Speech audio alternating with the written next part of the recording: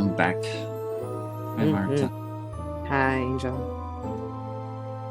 So today, we want to talk about animal wisdom, connecting with animals, learning from animals, animals as wisdom keepers. Hmm. Hmm. Obviously, we're not going to be able to do that in 20 minutes, but yeah, giving some pointers. And so, animal as wisdom keepers. And you and I work with different animals, and some of them we work, both with them. But yeah, what does it feel for you? What's coming up for you when we think of that? Yeah. In the traditions that I have been taught and I teach, we are made, depending on, how far you want to go, to sit with different animals, that building relationships with them. And it's not just what I Googled about a mouse, right? Which are very powerful. These are very powerful. But to sit with the life cycle, Mm, right? The life cycle of how that being lives, procreates, has a family, how it eats, how it dies. And so for us, animal wisdom is, how does that animal and its life cycle live? What is its viewpoint, right? Again, we believe many times that the largest animals aren't the wisest. There's no better than that. mm. You have to sit with insects, that you have to sit with the tiniest of beings, right? Amoebas, you know, one cell organisms, right? Have as much wisdom as the most advanced or developed of creatures. And part of that wisdom, I think, that animals teach us, and we were talking about this earlier, is they know, many of them sit with the knowledge that they are both prey and predator. And in being aligned with that, unlike humans who freak out, right? Oh my God, I might be someone's prey. They accept it, right? They're neutral about it. They understand that it's part of their natural process. And then there's kind of an agreement, though, because they can sit and rest with that, because they understand that they are, for the animals they are prey of, that the predator will not take more than what it needs. I'm going to say that again. The predator will not take more than what it needs. And that's the huge difference between humans and animals, and the wisdom that animals can teach us. This agreement that they have between them, that in their life cycle, they will be able to experience it at one time, maybe be prey, but that predator is not going to take out their whole entire family. They will be enough. Yeah, it reminds me, a few, I think a month ago now, a possum died on the land here. And one morning I woke up and I see this, big animal. I mean, it's got a good size, dead on the land. And I was thinking during the day, well, okay, I need to, kind of move it and bury it somewhere and do something. And then within a few hours, all those turkey vultures, which are really large birds, came and started, pocking at it, eating it. And then later on in the day and evening, big raven crows were picking at it. And literally the day after, I went to check on it and it was almost gone, like within a day. And the carcass had been moved like 200 foot away. I was like, wow, those turkey vultures are powerful. They just, because it was really in an open land where I walk by a lot, and I think they just wanted more privacy. And so they just move it in the forest a little bit. And it was like, oh yeah, I see the world obviously through my human lenses, but if I see it through the lenses of the others, this is taken care of. There's an order for things. There's an order for being prey. There's an order for being predator. And like you say, it always amazed me. I used to taught a lot of spirit animal workshops and teaching people how to find their spirit animal. And everybody wants a big predator, We want the bear, we want the wolf, we want the eagle, we always want the big, strong predator type. It's like us being humans, we are on top of the pyramid, right? That's how we see ourselves. So if we get an animal, we want this animal to make sure it's kind of there too. And yet, sometimes people would get a mouse, for example. And mouse is interesting because most people don't really like mouse. I mean, I love them. I find them very cute too. But from an animal wisdom perspective, if you get to sit with mouse, if you get to look at her, look at the way she run her household, her family, her nest, how extremely resilient they are, extremely wise. They are to sneak into our house and take what they need for their nest or their food and sneak out. Uh, I was always feeling like, well, in fact, if you want resilience, you might want a mouse as a guide for a little while, right? You might want an octopus. You might want something that is maybe not your primary way of thinking of powerful animal. And so I always love that because for me, every animal can give me a teaching that another animal can't, and a Yeah. teaching that I don't have. And that include spiders, for example. Last night, in fact, I woke in my kitchen and there was this huge wolf spider on the ground, which is pretty rare because they usually stay outside. They don't come in. And I was a little bit frazzled, this big spider, and so, I managed to catch her and release her outside. And spider for me, I've been one of the biggest teacher in my life Mm. when I sat with them. One of the things that I need to learn was patience. Spider are very patient. They do their web and then they just sit there. They trust in the giving from the creator. They trust in receiving. They just don't panic because there's no insect within an hour or a day and they say, okay, let's move the web somewhere else. No, they just know that if they do great work in great alignment with their essence and the rest of the relationship, they are going to be receiving. They are Mhm. going to be taken care of. Mhm.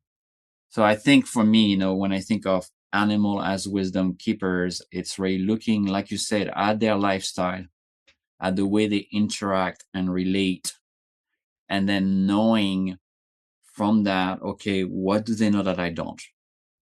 What type of wisdom? And that can be a chipmunk, that can be a mouse field, that can be a spider, that can be literally worms. Like it can be literally the smallest animal uh, can teach us things that we don't know. And I find it quite extraordinary.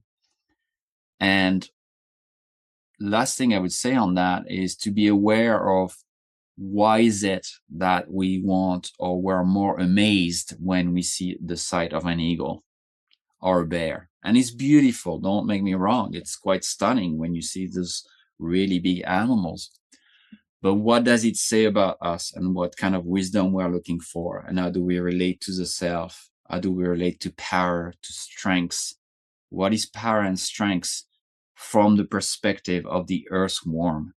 Because it has power and it has strengths. And in fact, Mhm. it's an extraordinary animal that can create soil. I mean, Yeah. talk about magical power. Right? So yeah, I like to ask that question, And so when you see an animal, for those of us that are listening here, what is your power? What is your strengths? What kind of wisdom do you carry that I am completely oblivious of, that I don't know about? And if you sit a little bit and try to understand them and watch how they live, you will get messages and nourishment really quickly, right? Well, Walt Disney knew the power of mice. Like, seriously. I mean, that is the power of mice to be able to get in everywhere. And now we have a global conglomeration. Disney owns half of, I don't know, the world probably. So Walt Disney knew. And Yeah. mice are very powerful, right? Sneak in. All of a sudden, you're everywhere. You know, we always want as humans to take what we want, right? I want an eagle. I want the cunningness of a snake. I want this, right? We create these mythos of beings that cannot be killed, we think, because we fear death. And yet we don't respect our own animal wisdom, ourselves as animals, because we are animals. If this is new news for you, welcome to the animal kingdom. And welcome to being a predator and a prey. You know, part of the wisdom of animals, again, is knowing what am I and how am I living so that I am contributing to a circular life of the animal planet, all beings on this planet. Like you said, the turkey vultures knew, right? The possum knew, right? They understand that we all are returning to the animal of earth, the mother of earth. I just saw a clip earlier. A gentleman is being sued because he's trying to save animals, right? He's trying to save beagles from being tested on. And right now in the United States, animals are considered things. That's what they're written on. And the lawyer that presented the case compared them to dented cans in a supermarket.